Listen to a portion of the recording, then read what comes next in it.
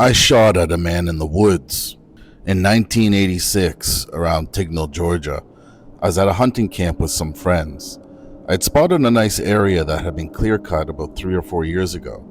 The undergrowth was about head high and thick as could be. Perfect place for deer to hide. My buddies told me they hunted that area before, but nothing really turned up. I thought it was perfect. I drove my truck up the service road to the end of the clear cut with the big trees overlooked. I carried a portable deer stand to a nice strong tree and climbed up.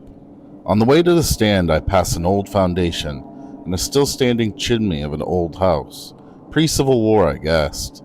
I sat up in the tree for about 2 or 3 hours. No sign of anything. I looked at the old chimney, and there was a man in a dark jacket looking at me.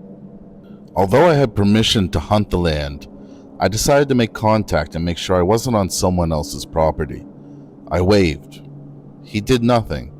I climbed down and walked over. No one there.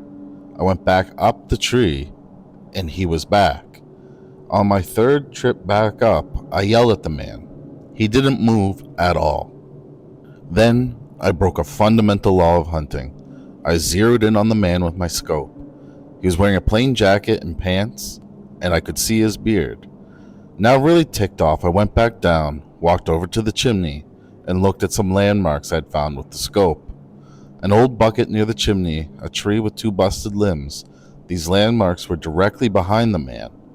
Once again I climbed down, walked over to the chimney, and examined the ground. No footprints except mine. Now I was scared and I was mad. I thought some of my buddies were screwing with me. I checked all around the old foundation and surrounding area. Nothing. I decided then to get the heck out of there. I went back up the tree to get my tree stand and took another look. Sure enough, he was there. Then I did something I had never done. I put a round from the 30-06 rifle right above his head. He didn't even blink. Then I knew something was very wrong. I repeated the shot, but this time right at his feet. Same result. By that time, I was ready to go.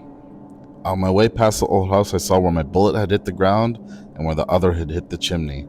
All I wanted to do was go. I was in a hurry. I got in my truck and I got the hell out of there.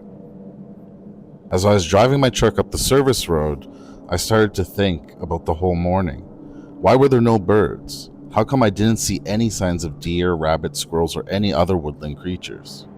I think I stumbled across a dead zone in the forest.